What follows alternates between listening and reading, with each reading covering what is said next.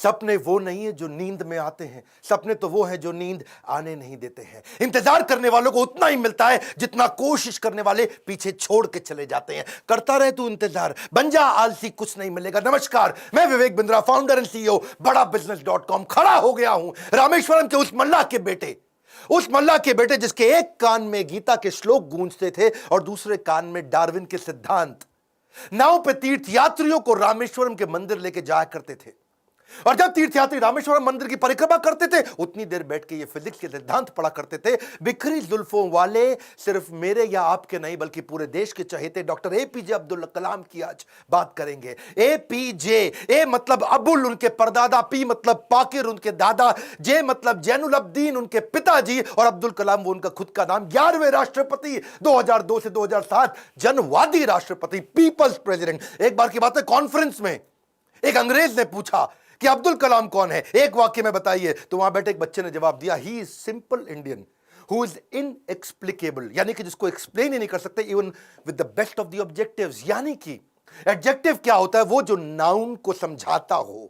संज्ञा की विशेषता को विशेषण बोलते हैं। दुनिया के सारे विशेषण लगा दो पर उनकी विशेषता को परिभाषित नहीं किया जा सकता। ऐसे थे अब्दुल कलाम। एक बार किसी बच्चे ने उनसे पूछा, सफल होने का क्या मंत्र है? बोले 4 चीजें करनी है, 4 बातें। समझ लो ये वीडियो गेम चेंजर है। 4 बातें। बोला सफल होने के लिए पहले बनाओ बहुत जबरदस्त एम, ग्रेट एम। दूसरा, उस एम के लिए सारी नॉलेज एक्वायर करते जाओ, उसके लिए जो चाहिए नॉलेज एक्वायर कर लो। तीसरा, फिर करो दबा के हार्ड वर्क। और चौथा, परसीवरेंस। हार नहीं माननी है भैया। क्या नहीं माननी? हार नहीं माननी। जीवन को हमेशा ऐसे जियो कि जीवन खत्म होने के बाद भी लोग जिंदगी भर आपको याद रखें, अपनी अपनी जिंदगी तक आपको याद रखें। शुरू से शुरुआत करते हैं। डॉक्टर एपीजे अब्दुल कलाम, 15 अक्टूबर 1931 को उनका जन्म रामेश्वरम के तमिलनाडु में हुआ था। कमजोर आर्थिक स्थिति के एक मुसलमान परिवार में उनका जन्म हुआ। पेशे से उनके पिता नाविक थे, और पिता क्योंकि ज्यादा पढ़े लिखे नहीं थे तो शुरू से उनको काफी तकलीफें आई। एक बार क्लास के अंदर उनका एक दोस्त हुआ करता था जो कि मुख्य पुरोहित को बेटा था, और मुख्य पुरोहित को बेटा जो रामदास शास्त्री अपने इसके साथ में पहली बेंच पे बैठे, मास्टर जी नाराज हो गए। ए मुसलमान लड़का प्रमुख शास्त्री के बेटे के साथ पहली बेंच पे कैसे बैठा? उनको लगा कि थप्पड़ पीछे बैठा दिया, भाग पीछे जाकर के बैठ। अब्दुल कलाम चुपचाप जाके पीछे बैठ गए।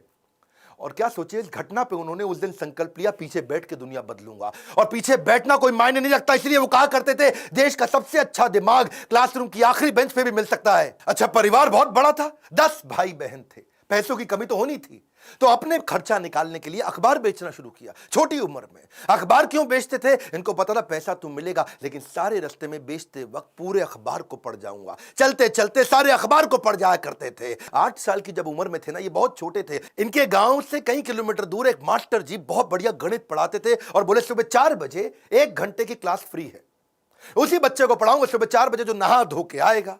अब ये कई किलोमीटर दूर सुबह 3 बजे उठ के तैयार हो के नहा के ठंडे पानी से किसी भी मौसम में, सर्दी हो बारिश हो या तूफान हो, 4 बजे पहुंच जाया करते थे। कलाम जब रात को भी घर में पढ़ते थे तो उनके वहां पे लालटेन होती थी, केरोसिन ऑयल से जलने वाली। 7 से 9 केवल 2 घंटे का तेल था इनके पास में, वो केरोसिन ऑयल, मिट्टी का तेल। लेकिन पिताजी माताजी इनकी जब देखा पढ़ने में इंटरेस्ट है तो उन्होंने अपने लिए अंधेरा रखा और इसके लिए 11 बजे तक किया। मेहनत से कभी डरे नहीं, ईमानदारी से कभी हटे नहीं। छोटा लक्ष्य देखना पाप के समान है, इसलिए हमेशा महान लक्ष्य चुनना होगा। जब 5वीं क्लास में थे, उनके टीचर सुब्रमण्यम अय्यर, श्री शिवा सुब्रमण्यम अय्यर, जो बच्चों को सिखा रहे थे चिड़िया कैसे उड़ती है, उसकी डिटेल की डिटेल, चिड़िया कैसे उड़ती है, चिड़िया कैसे उड़ती है, बच्चों को समझ ही ना आए तो ये उनको वहीं समुद्र के किनारे ले गए और वहां उड़ती हुई चिड़िया दिखाई। और वो लाइव एग्जाम्पल जब दिखाया चिड़िया उड़ती हुई, उसकी डिटेल की डिटेल पंखों की समझाई, तो उनके दिमाग में वहीं से इनका प्रोफेशन शेप हो गया। उनका घर समुद्र के करीब था और इच्छाएं आकाश से आगे थी, वहीं से एरोनॉटिक्स इनको समझ में आया।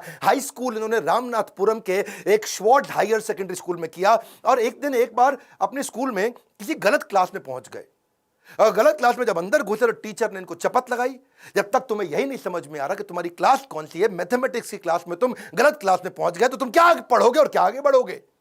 और वहीं इन्होंने इतनी पढ़ाई करी मैथमेटिक्स में कि 100 में 100 नंबर ले आए। टीचर भी हैरान हो गया, अगर तुम सूर्य की तरह चमकना चाहते हो तो पहले सूर्य की तरह जलना होगा। बचपन से ही आसमान में उड़ने की इच्छा थी, इसीलिए इन्होंने मद्रास के हाईएस्ट कॉलेज, देश का सबसे अच्छा कॉलेज था MIT, Madras institute of technology, वहां एरोनॉटिकल इंजीनियरिंग में दाखिला लिया। बहन ने काफी पैसा अपना सोना गहना गिरवी रख करके इनको 1000 रुपए दिया। कॉलेज में अब एरोनॉटिक्स था तो विमान के डिजाइन बनाने थे, प्रोजेक्ट मिला, अब विमान के डिजाइन बनाने में लग गए और डिजाइन जो बनाया और टीचर को दिखाया, टीचर को पसंद नहीं आया और टीचर ने कहा अगर तुम एक अच्छा डिजाइन नहीं बना सके ना अब्दुल कलाम तो तुम्हारी स्कॉलरशिप छिन जाएगी, स्कॉलरशिप छिन जाएगी, स्कॉलरशिप छिन जाएगी। इनका दिमाग चकरा गया। टीचर की ये बात सुन के पांव के नीचे जमीन खिसक गई। 1000 रुपए बहन ने गिरवी रखे, मुझे गहने अपने दिए थे और इन्होंने टीचर से कहा मुझको 1 महीना दे दो, बहुत बढ़िया डिजाइन दूंगा। टीचर ने कहा कोई 1 महीना नहीं, 3 दिन मिलेंगे, 3 दिन। इनका दिमाग हिल गया। उस समय ये घबरा गए थे स्कॉलरशिप ना छिन जाए। उसके बाद तो उन्होंने 3 दिन ना खाया ना सोए, 3 दिन ना खाया ना सोए, 72 घंटे लगातार उस पर काम किया, जी जान लगा दिया। और जब प्रोफेसर ने देखा डिजाइन, प्रोफेसर भी हैरान हो गए, उनकी आंख में आंसू आ गए। बोला बहुत बढ़िया डिजाइन बनाया। नींद और निंदा पर जो विजय पा लेते हैं उनको आगे बढ़ने से कोई नहीं रोक सकता। जो नींद और निंदा पे विजय पा लेता है उनको आगे बढ़ने से कोई नहीं रोक सकता है। इसके बाद MIT की परीक्षा अच्छे नंबर से उन्होंने पास करी। अब पढ़ाई तो उनकी हो चुकी थी। अगली लर्निंग इनके जीवन से क्या है? फेलियर को हार्ट में और सक्सेस को हेड में घुसने नहीं देना चाहिए। दिल और दिमाग को कंट्रोल में रखो। अब इनके पास 2 इंटरव्यू की ऑप्शंस आई, एक मिनिस्ट्री ऑफ डिफेंस से और दूसरी एयरफोर्स से। इनको कहां जाना था आपको मालूम है? एयरफोर्स में। और जो डिफेंस का था वो दिल्ली में था और एयरफोर्स था देहरादून में। तो दिल्ली होते हुए देहरादून जा रहे थे और वापसी पे इनको दिल्ली आना था। अब जब ये देहरादून गए वहां पे 25 लोग एग्जाम देने आए वहां इंटरव्यू के लिए, जिनको वहां पे एयरफोर्स में सिलेक्ट होना था। अब 25 में से सीटें थी खाली 8 और इनकी रैंक क्या आई? 9वीं। फेल हो गए, वहां पे 1 नंबर से पीछे रह गए। 8 लोग सिलेक्ट हो गए, ये वहां रह गए। देहरादून से जब उतरते हैं सबसे पहले आता है ऋषिकेश। ये ऋषिकेश गए, वहां इनको मिले स्वामी शिवानंद।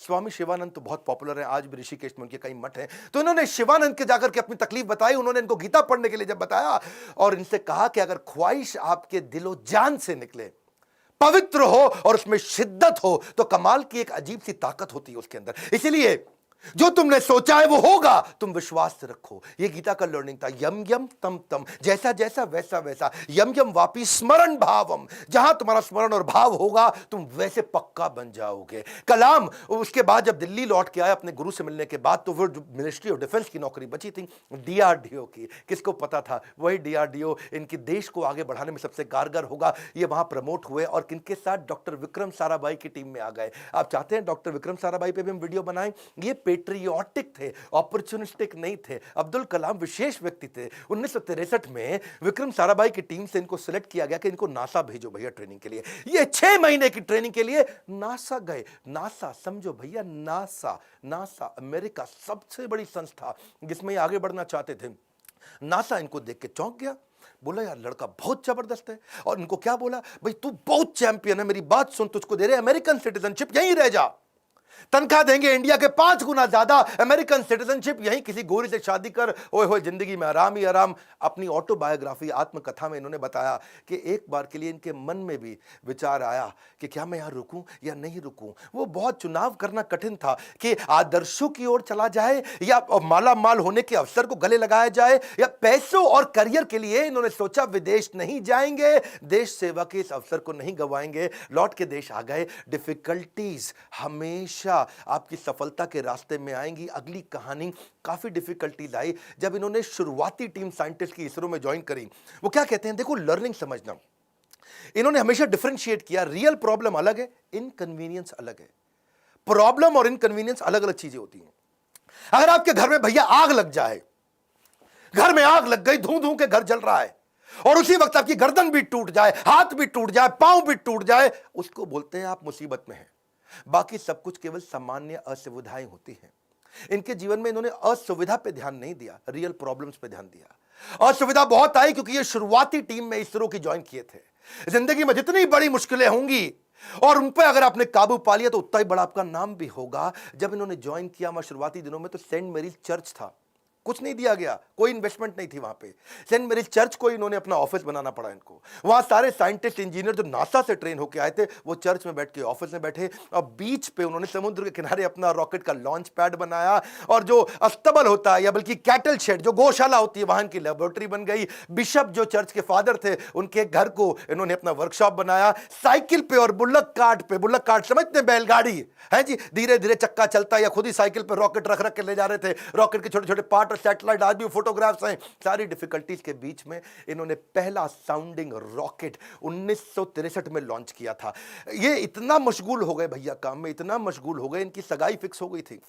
उस समय ये 32 साल की उम्र थी, इनकी सगाई फिक्स हो गई, ये काम में लगे रहे, भैया रॉकेट जाएगा, रॉकेट जाएगा, देश का पहला रॉकेट जाएगा। ये सगाई पे जाना भूल गए लोग बेचारे, वहां मंडप पे इंतजार करते रहे। मंडप तो नहीं, रिंग सेरेमनी थी, वहां इंतजार ही करते रह गए। अरे अब्दुल कलाम आएगा। अब्दुल कलाम रॉकेट बनाने में लगे थे देश के लिए। जीवन में कठिन दौर से गुजरते वक्त ये मत सोचिए कि ये जिंदगी में कठिनाइयां हमेशा रहेंगी। ये कठिनाइयां आई हैं और चली जाई हैं, चली जाएंगी। इन्होंने गीता हाथ में पकड़ ली थी, इनको इनके गुरु ने दिया था, और गीता में क्या बताया, आगाम पाइनो, कठिनाइयां आएंगी और चली जाएंगी। 1969 में इसरो के डायरेक्टर की जब इनको कमान दी गई तो उन्होंने सोचा कि क्यों नहीं SLV-3।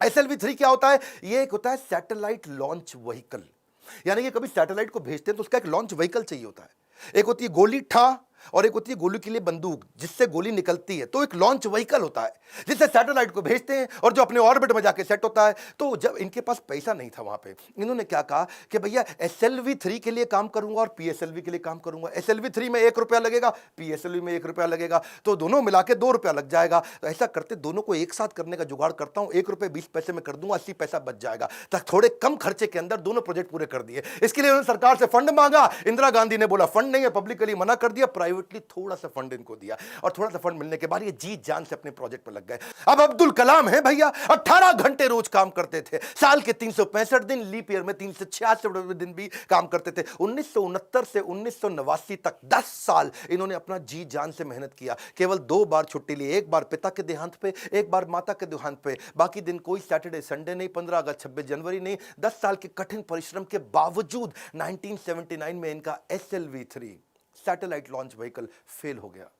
और जब फेल हुआ तो ये बहुत घबरा गए, क्योंकि उस समय ये इसके ऊपर पूरा देश देख रहा था इनको, पूरी दुनिया की मीडिया देख रही थी इनको, हताश हो चुके थे। और उस परिस्थिति में इनके जो प्रोफेसर सतीश धवन जो चेयरमैन थे उस समय, उन्होंने इनको बुलाया कि आओ अब्दुल कलाम, चलो मीडिया इंतजार कर रही है, वहां जाके बात करना होगा। कलाम घबराए हुए थे, अब सब कुछ मेरे ऊपर आ जाएगा, क्योंकि ये मिशन डायरेक्टर, प्रोजेक्ट डायरेक्टर थे।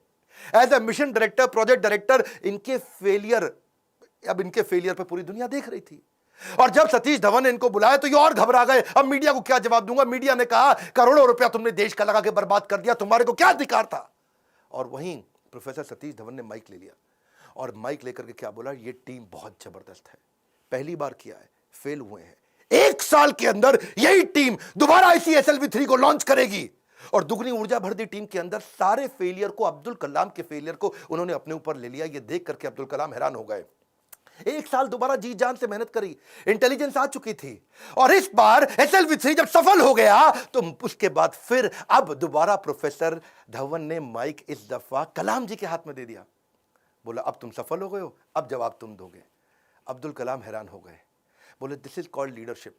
हाउ टू हैंडल सक्सेस ये सबको आता है, हाउ टू हैंडल फेलियर ये प्रोफेसर धवन ने सिखाया कि जब मैं सफल होऊंगा तो टीम को क्रेडिट दे दूंगा, और जब विफल होऊंगा तो सारा का सारा फेलियर अपने ऊपर ले लूंगा। इस बात से प्रभावित आगे चल के इंदिरा गांधी भी हो गई, और देखा क्या उन्होंने कि ये दोनों ने बहुत जबरदस्त काम किया। उन्होंने प्रोफेसर धवन को बोला मैं अब्दुल कलाम से मिलना चाहती हूं, इन्होंने अब्दुल कलाम को बोला आ जाओ भैया, इंदिरा गांधी मिलना चाहती हैं। वो बोले भाई मेरे पास तो कपड़े नहीं, मैं चप्पल में फटी हुई घूम रहा हूं, मैं कैसे अब उनके आकर के मिलूंगा? तो उन्होंने कहा कि भाई कलाम तुम पहले से ही सफलता का सूट पहने हुए हो, कलाम तुमने पहले से ही सफलता का सूट पहना है, कपड़ों का सूट नहीं चाहिए।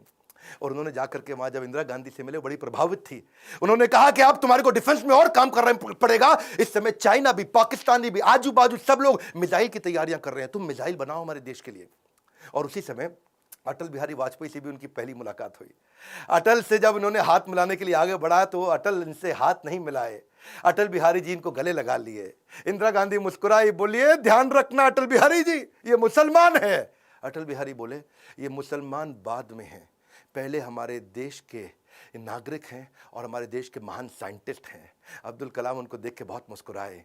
सफलता पे सफलता मिल रही थी, उसका उन्हें इनाम भी मिल रहा था। 1981 में पद्म भूषण अवार्ड दिया, 82 में DRDO का डायरेक्टर बना दिया। डिफेंस की ऑर्गेनाइजेशन DRDO उसके मुख्य पद पे आ चुके थे, पर मन से वो खुश नहीं थे, मन से खुश नहीं थे, क्योंकि जानते थे कि चाइना और पाकिस्तान मिसाइल पे मिसाइल बना रहा है और उन्हें देश की सुरक्षा खतरे में नजर आ रही थी। उस दौरान कमाल की बात देखो, अजीबो गरीब इमेजिनेटिव व्यक्ति थे अब्दुल कलाम जी। उन्होंने महाभारत को पढ़ना शुरू किया और महाभारत में बर्बरीक की कहानी सामने आई, उससे बड़े इंस्पायर्ड हुए। बर्बरीक की कहानी अलग सी ही थी। बर्बरीक कहते हैं कि उनके पास 3 तीर है और 3 तीर से वो क्या करेंगे, पहले तीर में सबको प्रोटेक्ट कर लेंगे, भाई किस किस को प्रोटेक्ट करना है, दूसरे में किस किस को अटैक करना है। मेरी बात समझना, पहले 2 तीर में क्या करेंगे, किसको अटैक करना है उन सबको डिसाइड कर लेंगे, उसके बाजू में किस किस को, सबको थोड़ी पूरा का पूरा शहर उड़ा दें। भाई जिसको प्रोटेक्ट करना है उसको सिलेक्ट कर लिया, जिसको अटैक करना है उसको सिलेक्ट कर दिया, तीसरे तीर में गेम ओवर, खत्म कर दिया। तो उनके पास 3 तीर थे। वहां सोचे यार ये तीर किसको प्रोटेक्ट, किसको अटैक, कैसे जाना है, किधर किधर जाना है, बड़ा गाइडेड तीर है। वहां से उन्होंने इंटीग्रेटेड गाइडेड मिसाइल प्रोग्राम तैयार किया कि क्यों नहीं कोई ऐसी मिसाइल बना दे कि आदमी लेफ्ट भागे तो मिसाइल लेफ्ट चली जाए, आदमी राइट भागे तो मिसाइल राइट चली जाए, और जिस टैंक को उड़ाना है वो टैंक आगे निकल गया तो मिसाइल आगे चली जाए। गाइडेड मिसाइल कैसे बनाए, बर्बरीक के उनको इस प्रसंग से इमेजिनेटिव थे। एक इंटरव्यू में बोले कि भगवान कृष्ण के सुदर्शन चक्र से सीखने को मिला। भाई भगवान कृष्ण का सुदर्शन चक्र बड़ा रिमोट कंट्रोल्ड होता है। भाई कृष्ण ने चक्कर छोड़ा और सामने वाले के पास जाके पहले चक्कर रोक दिया, जितनी देर पहले बातचीत करनी है बातचीत कर लिया, चक्कर घूमे जा रहा है, और जब बोलते खत्म करो अटैक करो तो चक्कर मारा उसको और वापस आ गया। तो बोले यार ये बड़ा सिस्टम है, बड़ी एडवांस टेक्नोलॉजी थी। तो वहां से उनको इंटीग्रेटेड गाइडेड मिसाइल ये मॉडल उन्होंने शुरू किया और उसके बाद उन्होंने एक के बाद एक मिसाइल की झड़ियां लगा दी। देखो, who dare to imagine the impossible are the ones who will break all human limitations. Imagination के बारे में वो हर कॉलेज में लेक्चर दिया करते थे। 1985 में उन्होंने त्रिशूल नाम की मिसाइल लॉन्च करी, फिर उन्होंने पृथ्वी लॉन्च करी 1988 में। 89 में अब अग्नि के पीछे लगे हुए थे। उन्होंने आकाश भी कर दिया, नाग भी कर दिया, अग्नि नहीं होती थी उनसे, अग्नि में बार बार फेल हो रहे थे। अग्नि मिसाइल ये बड़ी इंपॉर्टेंट प्रोजेक्ट था, लेकिन देश भर में अब लोगों ने क्वेश्चन करना शुरू कर दिया। लोग अपने अपने हिसाब से इसका अलग अलग मतलब निकाल रहे थे, भाई क्यों फेल हो रहे हैं। अमूल ने तो वहां पे एक एड लगा दी, और अमूल कहता है जी अग्नि मिसाइल के अंदर तुम्हारा पेट्रोल कम पड़ जाता तो अमूल का बटर डाल लो। लोगों ने मजाक बनाना शुरू कर दिया और बार बार लोगों के सवालों के कारण ये बहुत सीरियस थे। और उसी 89 के एंड आने से पहले पहले इन्होंने अग्नि को भी सफल बना दिया। बार बार असफल होने पर भी उत्साह न खोना ही सबसे बड़ी सफलता है। बाकी सारे शक्तिशाली देशों को वो देख रहे थे, वो मिसाइल लॉन्च कर रहे थे, दूसरे महाद्वीप पे कैसे अटैक कर सके, इंडिया से मिसाइल छोड़े यूरोप तक पहुंच सके, अमेरिका तक पहुंच सके, दूसरे महाद्वीप तक पहुंच सके। सब लोगों ने बड़ी तैयारी करी। इन्होंने 89 में अग्नि को जब लॉन्च किया तो रशिया, यूएस, चाइना, फ्रांस और यूके के बाद भारत छठा देश था जिसने इतने पावरफुल मिसाइल्स बनाए। मेरी बात समझिए, दुनिया भर के 250 देशों को पीछे करके अब्दुल कलाम थे जिन्होंने भारत को छठे रैंक पर लाके खड़ा किया। हाँ, ये कहते थे मिसाइल यूज नहीं करना है, लेकिन विराट रूप तो दिखाना है ना अपना। 10वें अध्याय के बाद जब भगवान कृष्ण ने देखा कि अर्जुन उबासी ले रहा, अर्जुन सीरियस नहीं ले रहा, तो मैं विराट रूप दिखाऊं। और जब कृष्ण ने विराट रूप दिखाया, कृष्ण ने मारा नहीं, किसी को विराट रूप दिखाया, अर्जुन एकदम लाइन पे आ गया, बात समझ आ गई बात। इसीलिए कभी कभार बाजू का पाकिस्तान, चाइना जब आंख दिखाए तो विराट रूप दिखा दो, थोड़ी मिसाइल छोड़ देंगे, विराट रूप दिखा दो, अपने आप लाइन पे आया, समझ आ गया, वापस आ जाओ, सॉरी। तो ऐसा अब्दुल कलाम जी ने स्ट्रांग बनाया। उनकी मेहनत 1993 में और रंग लाई जब पीएसएलवी को भी उन्होंने सफल कर दिया। आज वही कलाम जी की देन है कि पीएसएलवी से हमने 10 रुपए किलोमीटर के कम खर्च पे भी मंगल तक सफर पूरा कर लिया जी। 2014 में हॉलीवुड की मूवी में जितना खर्चा था उससे कम के अंदर तो हमने मंगल का सफर कर लिया। 2017 में ये अब्दुल कलाम जी थे जिनके चलते 104 सैटेलाइट एक रॉकेट से लॉन्च किए। दुनिया में सबसे सस्ता अफोर्डेबल प्रोग्राम ये अब्दुल कलाम जी की देन थी। 1979 में वही कलाम थे, वही भारत था, कोई देश मदद नहीं कर रहा था। ये 1979 था और आज 2017 में ये कलाम जी की देन है जब दुनिया भर के देश इंडिया के पास आए, भाई हमारा भेज दो यार, अपने रॉकेट में हमारा भी भेज दो। हमने यूएस की मदद करी, नीदरलैंड की करी, स्विट्जरलैंड की करी, इजराइल की करी, कजाकिस्तान की करी, यूएई की करी, और हमारे 100 मिलाकर के 104 सैटेलाइट एक साथ भेजे थे। ये अब्दुल कलाम जी की देन है। अच्छा वापस चलते हैं 93 के पीएसएलवी जब उन्होंने इसको सफल बनाया, उसी समय न्यूक्लियर पावर की बातचीत दुनिया भर में बहुत हो रही थी। इन्होंने देखा कि भाई अमेरिका धमकियां भी बहुत दे रहा था। अब बात यह है कि धमकियों से डरना पुरुषार्थ से बेईमानी है, और जो देश के लिए कुछ भी कर गुजरे वही सच्चा हिंदुस्तानी है। कलाम जी सच्चे हिंदुस्तानी थे। उन्होंने 3 तरकीबें अपनाई। पहली, जितने भी अपने साइंटिस्ट हैं उनको आर्मी की वर्दी में डाल दो, सैटेलाइट को समझ ही ना है कि भाई ये तो नॉर्मल आर्मी घूम रही है, ये कोई साइंटिस्ट थोड़ी है, ये तो नॉर्मल आर्मी है, पहला।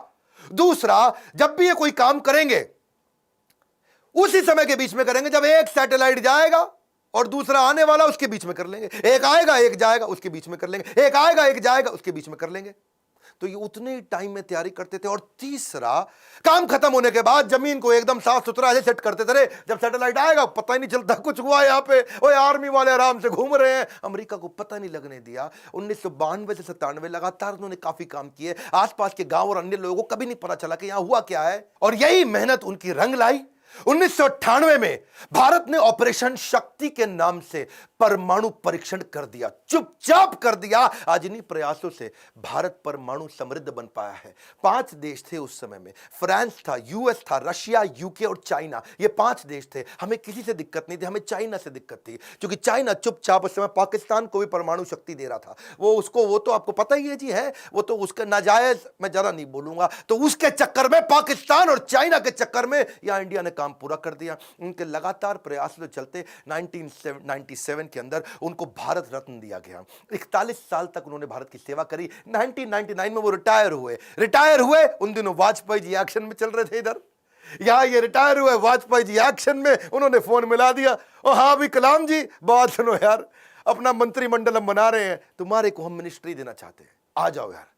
तुम बुद्धिमान आदमी हो, विजनरी लीडर थे। वाजपेयी जी अपने आप में विजनरी थे। बोले अब्दुल कलाम को लूंगा तो बहुत अच्छा रहेगा, माइनॉरिटी भी हमारे साथ जुड़ेगी, बुद्धिमत्ता भी मिलेगी, इंटेलिजेंस भी बिल्ड होगा। अब्दुल कलाम जी को कन्विंस करने में लगे। कलाम जी बोले 1 दिन बाद बताऊंगा जी।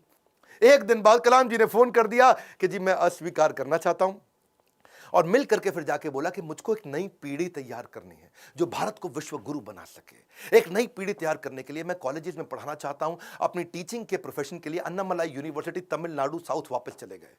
अगली बार यहां तो सब ठीक हो गया। अब जब राष्ट्रपति बनने का समय आया 2002 में, कई लोगों का नाम आया, बहुत सी चीजें आगे पीछे हुई, और उन्हीं दिनों जब वो नाम आया तो फिर से यहां घंटी बजते रही इनके ऑफिस के अंदर, कलाम जी के। और जब ऑफिस में घंटी बजती रही, किसी को नहीं पता चला, तो किसी ने, इनके वाइस चांसलर ने इनके यूनिवर्सिटी में जाके भाग के कलाम जी को बोला, अरे कलाम जी आपके यहां प्रधानमंत्री जी का फोन आ रहा है बार बार। कलाम जी गए, उन्होंने फोन उठाया, तो नमस्कार, बातचीत शुरू हुई। तो वाजपेयी जी ने कहा, देखिए एक रिक्वेस्ट करूंगा, अब मना नहीं करना, पिछली बार आपने मना किया था, अब नहीं करना। तो कलाम जी ने पूछा, कहिए क्या रिक्वेस्ट है। वाजपेयी जी बोले, हम आपका नाम देश का राष्ट्रपति बनाने के लिए रिकमेंडेशन देना चाहते हैं, आप हाँ कर दीजिए। अब्दुल कलाम जी मुस्कुराए और बोले 1 घंटे का समय दीजिए। 1 घंटे के बाद वो वापस गए, उन्होंने फिर फोन किया और स्वीकार कर लिया। बोला ठीक है, मैं इसके लिए तैयार हूं।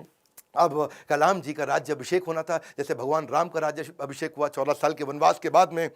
और भगवान राम जब वापस आए और उनका अभिषेक, तो अभिषेक के समय पर उनके भाई ने उनसे पूछा कि आप किस किस को राज्य अभिषेक में बुलाना चाहते हैं। तो भगवान ने बोला 14 साल में था नहीं, मेरे यहाँ कोई दोस्त है नहीं, और जो हमारे दोस्त थे उन सबको आप जानते ही हैं, आपने सबको इन्वाइट कर ही लिया होगा। और इतने में भगवान राम ने कहा, हाँ, पर इस वनवास के दौरान मेरा एक दोस्त बना था। वही शुरुआत के जो साल थे, उन दिनों एक नाविक हमें नदी पार कराया करता था, केवट। वो केवट ने हमारी बहुत मदद करी है, वो हमारा मित्र है। उस केवट को बुला के लाओ राज्याभिषेक में। और केवट को लाके सबसे आगे भगवान राम के उस राज्याभिषेक में बुलाया गया था।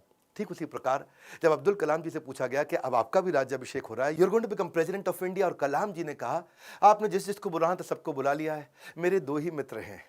जब मैं साउथ में रहा करता था तो उस समय एक मोची, जो मेरे जूते बांधने में फटे जूते होते थे, उसने मेरी बहुत मदद करी, वो मेरा मित्र है, उसको बुला लीजिए। और एक ढाबे वाला जिसने उनको खाना खिलाया और कभी कभी 2 रोटी एक्स्ट्रा भी खिलाई, बोला उनको दोनों को जरूर बुला लीजिए। विनम्रता के उदाहरण खत्म थोड़ी होंगे।